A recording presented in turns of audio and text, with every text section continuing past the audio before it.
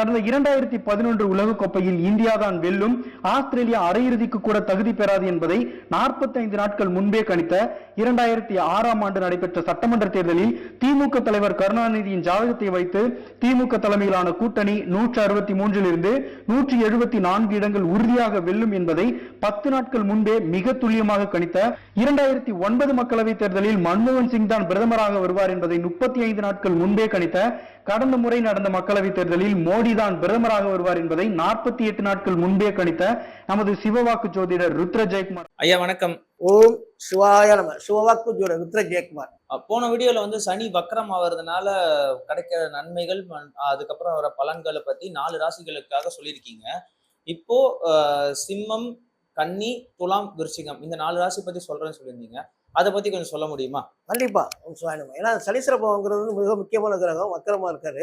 சனீஸ்வரன் வக்கரமா இருக்காரு, மிக மிக ஜாக்கிரதையா இருக்கணும் யாரையா இருந்தாலும் சரி.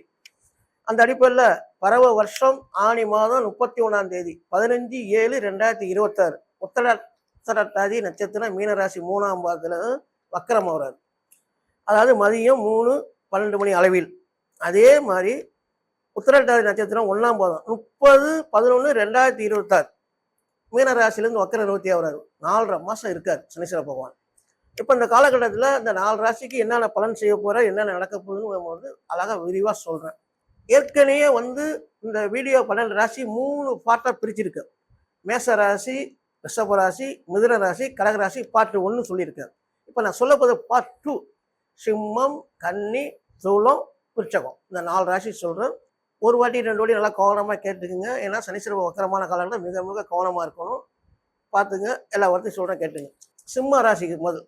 சிம்ம ராசியை பொறுத்த வரைக்கும் ஏற்கனவே அஷ்டமச்சனி நடந்துகிட்டு இருக்கு. அஷ்டமத்தில் இருக்கிறதே பெரிய பிரச்சனை. அதில் வக்கரமாக வர இந்த 4 மாதம் மிக மிக கவனம் தேவை. அது மட்டும் இல்லாமல் கோச்சாரத்தில் மொத்தம் 4 கிரகம் தான் பெரிய கிரகம். வருஷ கோள்கள். சனீஸ்வர பகவானை பொறுத்த வரைக்கும் 2 வருஷம் இருப்பார். ராகு கேது பார்த்தீங்கன்னா 1.5 வருஷம் இருப்பாங்க. குரு பகவான் 1 வருஷம் இருப்பார். பாக்கி கோள்கள்லாம் மாதம் பயிற்சி ஆயிரும். செவ்வாய் மட்டும் 1.5 மாசம் வரைக்கும் பயிற்சி வருவார் செவ்வாய் பகவான். இந்த மாதிரி வருடக்கணக்கான பிரச்சனை தாங்க முடியாது. மாதம்னா ஒரு 4 வழி அப்படி கூட்டாளி, நண்பர்கள், சொந்தக்காரங்கள கடனை வாங்கினா ஓட்டிடலாம். ஆனால் வருஷக்கணக்கில் பிரச்சனைகளை ரொம்ப கவனமாக இருக்கும். அதுக்காக இந்த பயிற்சிகள் மிக பிரம்மாண்டமாக கோவில் குளத்தில் செய்கிறது, நம்மளும் அந்த பரிகாரம் பண்ணுறது அவசியம். இதுக்கு தான் அந்த அடிப்படையில் ஜென்மத்தில் கேது 7ல் ராகு, உடல் உபதைகள். 10வது குரு 11 நல்லதே செஞ்சுக்கிட்டு இருந்தாரு. இப்போ குருவும் 12க்கு வந்துட்டாரு. அப்புறம் விரயங்கள் ஆகும். இதுக்கு இப்போ சனீஸ்வர பகவான் 15/7/2026 4.5 மாதம் வக்கரமாக இருக்காரு. 8ல் அதுவும். அப்போ கம்பல்சரி உங்களுக்கு உடல் உபதைகள், மன சஞ்சலம், குடும்பத்துக்குள்ள தேவையில்லாத குழப்பம், நண்பர்களுக்குள்ள தேவையில்லாத பிரச்சனைகள், இந்த மாதிரிலாம் எல்லாமே நெகட்டிவ் ஆப்போசிட்டாக வரும். அதனால மிக மிக கவனமாக இருங்க. கவனமாக இருந்து இதுலேருந்து மீண்டு வர்றதுக்கான வழி. அது மாதிரி வண்டி வாகனத்திலாம் மிக மிக கவனமாக போகணும். மாடிப்படி போனாலும் சரி, பாத்ரூம் போனாலும் சரி, வலிக்கு இந்த மாதிரி கை கால் சம்பந்தம்னா சில பிரச்சனைகள் வரதுக்கான வாய்ப்புகள் இருக்குது. உடல் உபதைகள் ஏற்பட வாய்ப்புகள் இருக்குது. 11ஆம் மாதம் ராகு கேது பேச்சுக்கு அப்புறம் உங்களுக்கு ஜென்மத்தோடு கேது போயிடுவார். பயப்பட வேண்டியதில்லை, நல்லா இருக்கும். இப்போ ராகு பகவான் 6க்கு வந்துடுவார், வெற்றியை தந்துடுவார். அது வரைக்கும் கொஞ்சம் கவனமாக இந்த 4.5 மாதம் இருக்கும். இந்த 4.5 மாதத்துல நீங்கள் அவசியம் என்ன பண்ணு கேட்டீங்கன்னா, கும்பகோணத்துலேருந்து 10 கிலோமீட்டர் திருநறையூருக்கு குடும்ப சனீஸ்வரன் மங்கள சனியா இருப்பார். குடும்ப சமேதா சனீஸ்வர பகவான் மங்கள சனியா இருப்பார். அவருக்கு 2 மணி மந்தாதேவி, சேஷாதேவி, மாந்தி, குளிகைன்னு குடும்ப சமேதம் இங்கே தான் இருப்பார். ராமர் அப்பாவுக்கு காட்சி கொடுத்த இடம். ராமேஸ்வரம் மாதிரியே ராமநாத சுவாமி, பர்வதாவர்த்தனி அம்பாள் தாயார், அதே உயரம், அதே அளவு, அதே மாதிரி இருக்கும். ராமர் ராமேஸ்வரத்தை கட்டினது இலங்கையை ராவணனை சீதையை மீட்கிறதுக்காண்டி போறப்ப அங்க போய் ராவணனை எல்லாரையும் வதம் பண்ணி பிரம்மகத்தி தோஷம் பிடிச்சது. பிரம்மகத்தி தோஷம் பிடிச்சதுக்கு அப்புறம் ராமரோட குல குருநாதர் யாருன்னா வைஷ்டேஸ்வரர், வைஷ்டர். அப்ப வைஷ்டர் சொல்றாரு, இதுக்கு பிரம்மகத்தி தோஷம் பிடிச்சிட்டு பல உயிர்கள் ஒரு நாள் போயிருக்கு. அதனால நீ 108 ராமஸ்தலங்களை உருவாக்கணும், ராமனுக்கு கோயில் கட்டணும். அப்பதான் அவனோட பிரம்மகத்தி தோஷம் நிவர்த்தியாகி உன் வம்சம் விருத்தி அடைஞ்சு உன் பேரு புகழ் நல்லா இருக்கணும் சொல்றாரு. சரின்னு அவர் அங்கே என்ன பண்றாரு, முத திருநெல்வேலி மாவட்டம் இப்போ தென்காசி மாவட்டமா இருக்கு. இப்போ குற்றாலம் இருக்குல்ல, குற்றாலம் போகும்ல, அந்த குற்றாலத்துக்கு மேல பாபநாசம், அவன் ஊர் பேரே பாபநாசம். அங்கதான் பாபநாசம்னு பேரு. அங்க ராமநாத சுவாமி கோயில் இருக்கும். அந்த கோயிலை கட்டுறாரு பல ஆண்டுகளாக கட்டிட்டு இருக்காரு. அந்த ஏரியா ஃபுல்லாக நம்பால் இருக்காருல்ல, யாரு? அகத்தியர். புதியமலை தலைவர் தானே. அவர் வர்றாரு, என்னப்பா பண்ணிட்டு இருக்க? அந்த கோயில் கட்டுறா கட்டாயம் முடியல. என்ன விஷயம்? இந்த மாதிரி வயசா சொன்னாரு 108 கோயில் கட்டணும்னு. இந்த ஒரு கோயிலை கட்டு எவ்வளோ இவ்வளோ ஆகிட்டு, இதெல்லாம் இங்கெல்லாம் உன்னெல்லாம் வேலை நடக்காது, இதை கட்டி இதை செய்யறோம், இதை கட்டிட்டு இங்கே இருக்காத. பாபநாசம் இந்த பாபநாசம் இல்லை, காவேரியில் இருக்கு பாபநாசம், அங்கே போ. தஞ்சாவூர் கும்பகோணம் பக்கத்துல இருக்குல்ல, தஞ்சாவூர் ரோட்டில் போறீங்களா, கும்பகோணத்துக்கு முன்னாடி 10 கிலோமீட்டர் இருக்கும், அதான் பாபநாசம். அங்கே போய் ஒரே இடத்துல 108 லிங்கம் பிடிச்சி காவேரியில் கட்டு உனக்கு விமோச்சனம் கிடைக்கும் அப்படின்னாரு.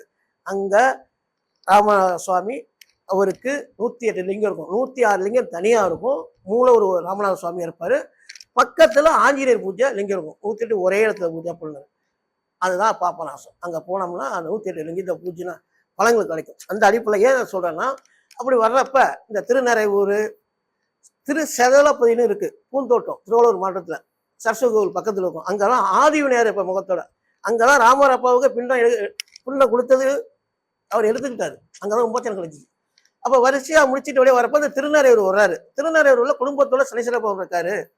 இந்த சனீஸ்வரப்பம் வந்து என்னன்னு கேட்டீங்கன்னா, வசிஷ்டேஸ்வரர் தான் அவரு. ராமோட அப்பா தசரா சக்கரவர்த்தி தான் அந்த பிரபஞ்சத்தை ஆண்டிருக்காரு.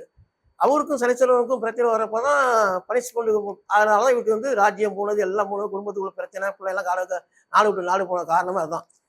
அவரை வந்து வணங்கி வேண்டி வரம் பெற்றாரு. அப்போ தசரதற்காண்டி காட்சி கொடுக்குறாரு சனீஸ்வரப்பம். அப்பா வழிபட்ட ஸ்தலத்தை பார்க்க வர்றப்ப அங்கே சிவம்பாள் கிடையாது. அதனால ராமநாத சுவாமியும் பர்வதனையும் பிரதிஷ்டை பண்ணுறாரு. ராமேஸ்வரமே நல்ல பவர். அங்கே போய் அந்த பூஜையில் கலந்து பரிகாரத்தை பண்ணிங்க. அந்த 4.5 மாதத்தில் பண்ணிக்கிட்டிங்கன்னா உங்களுக்கு எல்லா சுபகாரியமும் எந்த தடையும் இல்லாமல் இருக்கும். திருமணம் ஆக வேண்டியவர்களுக்கு ஆண் பெண் யாருக்காக இருந்தாலும் வரங்கள் அமையும்.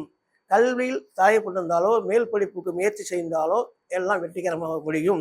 சில பேர் வெளிநாடு, சில பேர் வேலை, சில பேர் தொழிலில் நட்டமாக இருக்கும். இந்த மாதிரி உள்ளதில் வந்து நீங்கள் அங்கே போய் வழிபடுறது சிறப்பு. காரணம் என்னன்னு கேட்டிங்கன்னா, இந்த காலகட்டத்தில் ரொம்ப ரொம்ப கவனமாக இருக்கணும். சிம்ம ராசிக்கு இவ்வளோ தூரம் விவரமாக தான் சொல்கிறேன். அடுத்து உங்கள் ஜாதகத்தை நீங்கள் அவசியம் பார்த்து இன்னும் சில முறையான பரிகாரத்தை பண்ணிக்கிறது ரொம்ப சிறப்பு. இப்போ சொல்ல போகிறது 2வது ராசியான கன்னி ராசிக்கு. கன்னி ராசியை பொறுத்த வரைக்கும் சொல்கிறதுனால கன்னி ராசி கன்னியா ராசி 2 1. உத்தர நட்சத்திரம் 2 3 4 3 பாதம் கொண்டதும், அஸ்த நட்சத்திரம் 4 பாதம் கொண்டதும், சித்திரை 1 2 பாதம், மொத்தம் 9 பாதம் கொண்ட கன்னியா ராசி நேயர்களுக்கு சொல்கிறேன்.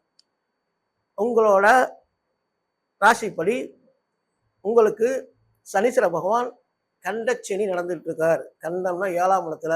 குரு பகவான் 11ல் லாபஸ்தானத்தில் இருக்கார். 12ல் கேது பகவான் 6ல் ராகு இருக்காங்க. 6ல் ராகு வந்து வெற்றியை தரும்.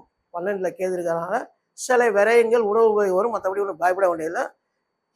இந்த சனீஸ்வர பகவான் 7ஆம் இடத்துல வக்கரமாக இருக்கிறது மிக மிக உங்களுக்கு சிரமத்தை கொடுக்கும், பிரச்சனையை கொடுக்கும். 7ஆம் இடங்கிறது வெளி வட்டார பழக்க வழக்கங்கள், பார்ட்னர்ஷிப், மனைவிக்கு கணவராக இருந்தால் மனைவி பற்றி குறிக்கிறது, அவங்க வழியை பற்றி குறிக்கிறது. அப்போ அந்த 7ஆம் இடத்துக்கு சம்மந்தப்பட்டிருக்கிறதுனால கணவன் மனைவிக்குள்ள பிரச்சனை வர்றதுக்கோ, கணவன் மனைவி உறவுக்குள்ள பிரச்சனை வர்றதுக்கோ, உறவினர்கள் மூலியமாக பிரச்சனை வர்றதுக்கோ வாய்ப்புகள் அதிகமாக இருக்குது. அதே மாதிரி வண்டி வாகனங்களில் விபத்துக்கள் ஏற்படுறதுக்கான வாய்ப்புகள் இருக்குது. அதை தவிர்க்கணும். அதுக்கு பைரவர் வழிபாடு, அது எப்படிங்கிறத அப்புறம் சொல்கிறேன். உடல் உபதிலையும் கவனம் தேவை. அடுத்து மறதியை ஏற்படுத்தும். மிக முக்கியமான பொருள் மிஸ் ஆகிரும், ஏதோ ஒரு வழியில் நம்ம கைவிட்டு போயிடும். அதுக்கு கவனமாக இருக்கணும். இதுக்கு நீங்கள் என்ன பண்ணணும்னா, வாரம் விடாமல் நீங்கள் சனிக்கிழமையில் போய் சனீஸ்வரன் கோயிலில் போய் சனீஸ்வர பகவானை சிவஸ்தலங்களை எல்லாரையும் முடிச்சுட்டு சனீஸ்வர பகவான் என்ன பண்ணுறீங்கன்னா வழிபடுறீங்க. 8 எள்ளு விளக்கு. எள்ளு விளக்குன்னா எள்ளை கொட்டி இந்த மூட்டை கட்டி போடுவோம், அது வேண்டியதில்லை. நீங்கள் நல்லெண்ணெய், ஒரிஜினல் நல்லெண்ணெய் எள்ளில் எடுக்குது. அந்த நல்லெண்ணெய் வந்து நல்ல புது திரி போட்டு புது அகலில் போட்டு விளக்கே ஏற்றிட்டு வாங்க. இந்த 4.5 மாதம் வாரம் விடாமல் போயிட்டு வாங்க, நல்லபடியாக இருக்கும். அஷ்டமி அன்னைக்கு பைரவ வழிபடுங்க. பைரவ வழிபட்டீங்கன்னா உணவு உபதைகள், நரம்பு சம்பந்தமானது, தடைகள், விபத்துக்கள் எல்லாம் தவிர்க்கப்படும். அவருக்கு வந்து ஒரு தேங்காவை நல்லா சுத்தமாக பண்ணி அதில் மஞ்சள் தடவி அந்த தேங்காய் 2ஆக உடைச்சி 5 திரி போட்டு ஒரு ரைட் சைடு வலது பக்கம் 5 திரி, அதில் எப்போதுமே மஞ்சள் மேலே குங்குமம் வச்சு 5 திரி போடணும், திரி வைக்கணும். அந்த ரைட் சைடில் உள்ள பக்கம் கருப்பு மிளகு, அது பைரவருக்குரியது. லெஃப்ட் சைடில் வந்து சனீஸ்வர பகவானுக்கு இடது பக்கம், அவருக்கு அதே மாதிரி மஞ்சள் குங்குமம் வச்சு 5 திரி போட்டு எள்ளை போட்டு வைக்கலாம்.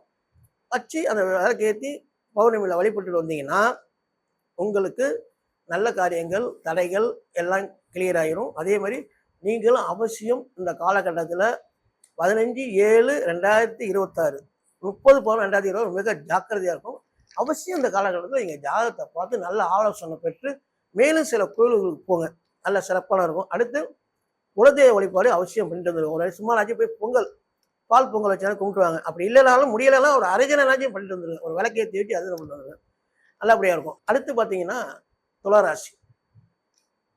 துளாராசியை பொறுத்த வரைக்கும் சித்திர நட்சத்திரம் 3ஆம் பாதம் 4ஆம் பாதம் சுவாதி 4 பாதம் விசாகம் 1 2 3 மொத்தம் 9 பாதம் கொண்ட துளாராசி நேயருக்கு இந்த சனீஸ்வர பகவான் வக்கரமாகிறார்.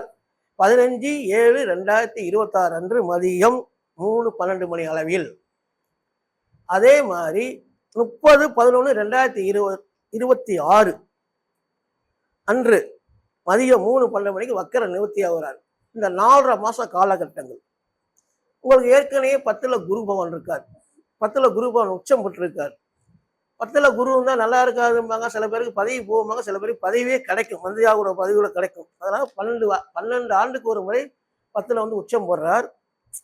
அந்த உச்சத்தினால சில யோகங்கள் லாபங்கள் மேன்மைகள் உங்களுக்கு உண்டு. இதுல சனீஸ்வர பகவானை பொறுத்த வரைக்கும் உங்களுக்கு இப்ப 6ல் இருக்காரு. 6ல் சனீஸ்வர பகவான் தான் ரொம்ப சிறப்பா நல்லது செய்வார். சனீஸ்வர பகவானை பொறுத்த வரைக்கும் மிக 3ஆம் இடத்துலையோ 6ஆம் இடத்துலையோ 10ஆம் இடத்துலையோ 11ஆம் இடத்துல இருந்தாலும் நல்ல விஷயங்களை செய்வார். இப்போ 6ல் உங்களுக்கு இருக்கிறதுனால நல்ல விஷயங்கள்லாம் நடக்க ஆரம்பிச்சிடணும்னு பயப்பட வேணாம். இந்த சனீஸ்வரன் வக்கரம் இருக்கிறனால அது நல்ல விஷயங்கள் 100%லிருந்து 30-40% குறைஞ்சி 50% கிடைக்கும், ஒன்றும் பயப்பட வேணாம். இருந்தாலும் வண்டி வாகன சம்பந்தமானதில் கவனமாக போகணும். அடுத்தவங்கள்ட்ட பேச்சு கொடுக்கறதுலாம் தேவையில்ல சண்டை வம்பு வழக்கு இதெல்லாம் வரும், அதெல்லாம் ஜாக்கிரதையாக இருந்துக்கணும். அடுத்து பார்த்தீங்கன்னா உங்களுக்கு ராகு கேது பலம் பார்த்தீங்கன்னா 11ல் கேது லாபஸ்தானத்தில் இருக்கார், நல்லா பார்த்துக்குவார். அவரால் நன்மை நடக்கும். ராகு தான் உங்களுக்கு 5ல் இருந்துட்டு அடிக்கடி உடல் உபதில் வயிறு சம்பந்தமான பிரச்சனை ஸ்கின் பிரச்சனை கொடுப்பாரு, அதில் கொஞ்சம் கவனமாக பார்த்துங்க. இந்த 4.5 மாசத்துல நீங்கள் பிரதோஷ வழிபாடு உலகம் பண்ணிட்டு வாங்க. பௌர்ணமி வழிபாடு, பௌர்ணமியில் ஏதாச்சும் முக்கியமான கோயிலுக்கு போவாங்க, இல்லை கிரிவலம் போயிருங்க, இல்லைன்னா மகான்கள் சித்தர்கள் மகான்களோட ஜீவ சமாதிக்கு போயிட்டு வாங்க. உங்களுக்கு நல்லா பவுரு கிடைக்கும், அதில் எந்த மாற்று கருத்தும் இல்லை. மற்றபடி என்னன்னு கேட்டிங்கன்னா துளாராசியை பொறுத்த வரைக்கும் எல்லாம் சிறப்பாக தான் இருக்குது, நல்லா தான் இருக்குது, அமோகமாக இருக்கும். காரணம் என்னென்னா உங்களுக்கு எல்லா விதமான பிரச்சனைலாம் கடன் எல்லாம் தீர்ந்து இனிமேல் சொந்த வீடு சொந்த காரு நல்ல வேலை ப்ரொமோஷன் சம்பள உயர்வு கல்வியில் உயர்வு எல்லாமே நல்ல காரியம் நடக்கும்.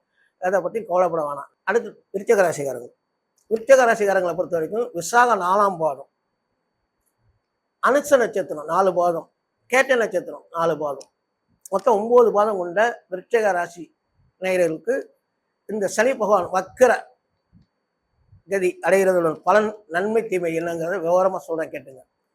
15/7/2026 அன்று மதியம் 3:12 மணிக்கு மீனராசியில உத்திரட்டாதி நட்சத்திரம் 3ஆம் பாதத்தில் வக்கரம் ஆகிறார். 30/11/2026 உத்திரட்டாதி 1ஆம் பாதம் அன்று அதே மதியம் 3:12 மணிக்கு வக்கர நிவர்த்தி ஆகிறார். இந்த 4.5 மாசத்துல விருச்சிக ராசிக்கு இப்ப சனீஸ்வர பகவான் 5ஆம் இடத்துல இருக்கார். ஏற்கனவே அர்த்தாஷ்டம சனியாக இருந்தாரு. அர்த்தாஷ்டம சனிங்கிறது 4ஆம் இடத்துல இருந்து இப்போ 5க்கு போயிட்டாரு. 5க்கு போகிறது ஓரளவுக்கு நல்லா தான் சுமாராக இருக்குது, அந்த பிரச்சனை இல்லைன்னு வச்சுக்கோங்க. ஆனால் அந்த வக்கரமாக இருக்கப்ப உங்களுக்கு கவனம் தேவை. அடுத்து பார்த்தீங்கன்னா உங்களுக்கு வந்து குரு பகவான் 2-5 கூடியவர் அதாவது உங்களுக்கு 9ல் உச்சம் போட்டிருக்காரு. இந்த குரு பயிற்சியை பொறுத்த வரைக்கும் நீங்கள் எதிர்பார்க்காத அளவுக்கு சில பெரிய நன்மைகள் காத்துட்டு இருக்கு. இப்போ சில பேர் சொல்கிறாங்க, என்கிட்ட ஃபோன் வச்சு கேட்டாங்க, என்ன சாமி குரு பயிற்சி ஆகிடுச்சு நல்லா இருக்கு, நீங்கள் குரு பயிற்சி ஆகி இவ்வளோமா 1 மாதத்துக்கு மேலே ஆகிட்டு ஒன்றும் நல்லதே இல்லையா அப்படிங்கிறாங்க. இன்னும் தான் வேலை செய்யும், கொஞ்சம் அவசரப்படாங்க. ஏற்கனவே அவ்வளோ பிரச்சனையை தீர்த்து அவ்வளோ பிரச்சனை வச்சுருக்கீங்க, அந்த பிரச்சனை கொஞ்சம் தீர வேண்டாமா, உடனே ஆயிரும். அதனால் இந்த குரு பயிற்சியை பொறுத்த வரைக்கும் உங்களுக்கு அமோகமாக இருக்குது. 9ல் 12 வருஷத்துக்கு வரைக்கும் இருக்காரு, அதை பற்றி கவலைப்பட வேணாம்.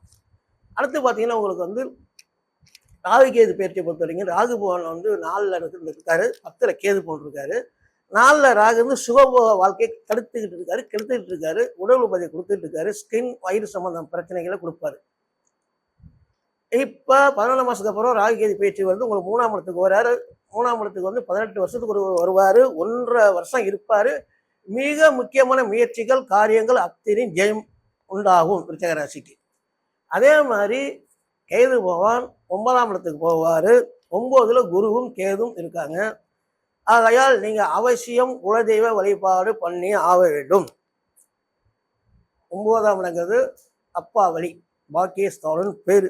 ஏற்கனவே குரு பவன் இருக்காரு, இப்போ கேது பவன் அங்கே போறாரு. அப்போ அந்த காலகட்டத்தில் வந்து குலதெய்வ வழிபாடு பண்ணுறது மிக மிக சிறப்பு. உங்களுக்கு மேலும் வலு சேர்க்கறதுக்காக குரு பகவான் 9ல் இருக்காருனால வியாழக்கிழமையில குரு பகவான் வழிபாடு பண்ணுவது மிக மிக சிறப்பு, உத்தமம். குரு பகவானுக்கு 3 புது அகல் விளக்கு, புது அகல் விளக்குல 3லையும் சந்தானம், அதில் மஞ்சள் குங்குமம் வைக்கணும். எப்போதுமே திரிபுர இடத்துல அங்கே வச்சு 3 விளக்கையும் சுத்தமான நெய், இந்த டால்டா வச்சுக்கிட்டு நெய்யும்பாங்க, அதெல்லாம் ஒன்றும் போடாங்க. போடலாம் சும்மா ஒழுக்கம் முடிவிடுங்க. போட்டிங்கன்னா ஒழுங்காக 3 ஒரிஜினல் நெய்யில் புது விளக்குல திரி போட்டு விளக்கு ஏற்றி குரு பகவானை வழிபட்டுவாங்க.